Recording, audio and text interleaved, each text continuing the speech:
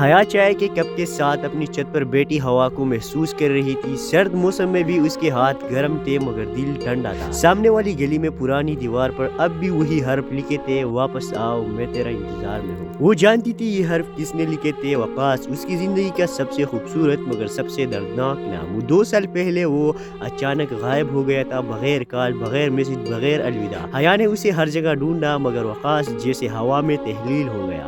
اب اس کے پاس صرف ایک آخری خط تھا جو کھولا نہیں تھا، وہ خط جو وقاص نے جانے سے پہلے بھیجا تھا۔ 2 سال سے بند مگر دل روز اسے پڑھنے کو تڑپتا۔ حیا ڈر سے اسے کھول نہ پائی، شاید اس میں وہ سچ تھا جس سے وہ بھاگ رہی تھی، شاید وہ حقیقت جو اس کی دنیا بدلنی تھی۔ ایک شام دروازے پر دستک ہوئی، حیا نے چونک کر دروازہ کھولا۔ باہر ایک اجنبی کھڑا تھا، ہاتھ میں ایک گچھیدہ ڈائری۔ آپ حیا ہے؟ جی، آپ کون ہیں؟ میں وقاص کا دوست ہوں، آخری دنوں تک اس کے ساتھ تھا۔ حیا کا دل ایک لمحے کو رک گیا۔ آخر دن آپ کیا کہہ رہے ہیں؟ وہ شخص آنکھیں جھکا کر بولا۔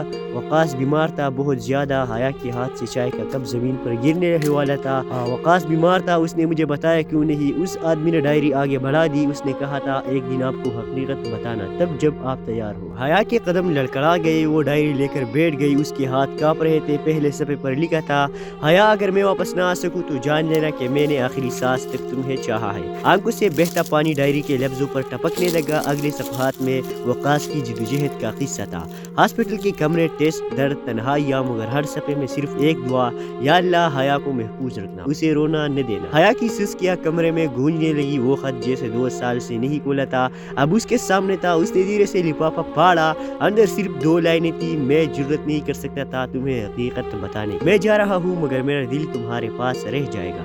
حیا نے خط سینے سے لگا لیا، جیسے وقاص کی آخری لمس کو محسوس کر رہی ہو۔ اسی لمحے باہر ہلکی بارش ہونے لگی۔ آخر میں اچانک ایک جملہ ڈائری کے آخری صفحے پر نظر آیا، اگر قسمت چاہے تو ہم دوبارہ ملیں گے، کسی اور جہاں میں یا اسی میں۔